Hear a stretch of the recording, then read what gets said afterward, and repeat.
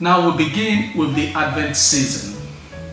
Every liturgical year in the church begins with the Advent season, a time of preparation to prepare for the coming of the Lord.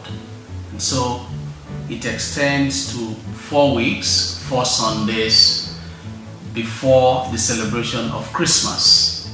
And so the coming, which is Advent itself, to come, refers to the coming of Christ, the birth of Christ at Christmas. But also the second coming of Christ is also highlighted in the readings. The first 2 Sundays of Advent will focus more on the second coming, and then the last 2 Sundays will focus on his first coming. So our preparation, therefore, will have to focus on this coming of Christ, not just as people who are under pressure to prepare ourselves, but beyond that, it should be a way of life that we're preparing ourselves daily in order to make sure that we are not caught unprepared. And so, maybe a simple question we can ask is, what will be the spirituality of this period? What is the spirituality of the Advent season?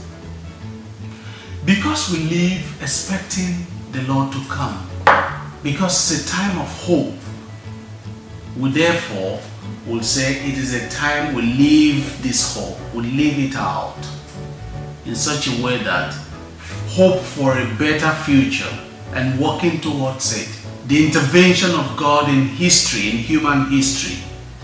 Think about preparing ourselves for something that is important, that will come in the future.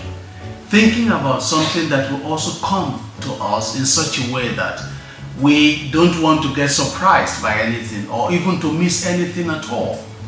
And so that act of preparing for the coming of the Lord should resonate in everything that we do. And I think it's very important as a central point in the Advent season. The 4 Sundays will read a whole lot from the prophecy of Isaiah, but also this new liturgical year will focus on the Gospel of Matthew.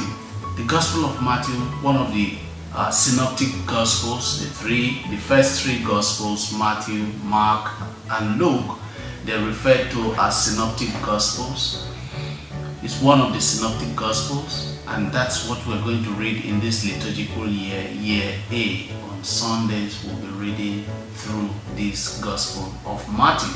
That's 28 chapters, so you can begin to think about it too, how we can follow this itinerary in the course of the liturgical year, how you can try as much as possible or take it as a challenge that, look, I'm going to read through this Gospel of Matthew this liturgical year for my spiritual growth, for knowledge, and also being aware of the Word of God, of what God is saying to me in different circumstances, especially through this Gospel of Matthew.